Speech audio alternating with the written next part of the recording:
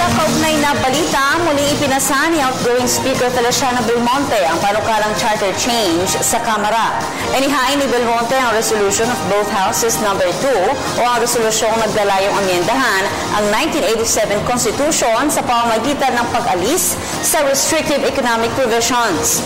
Ayon kay Belmonte, para makita ang kabuang benepisyo ng inclusive growth, dapat i-lift ang restrictive economic provisions na pinaniniwala ang makapipigil sa daloy ng foreign capital investment sa bansa. Maliban dito, makatutulong din ito para malimitahan ang foreign ownership sa mga lupain, paaralan, media at mga public utility.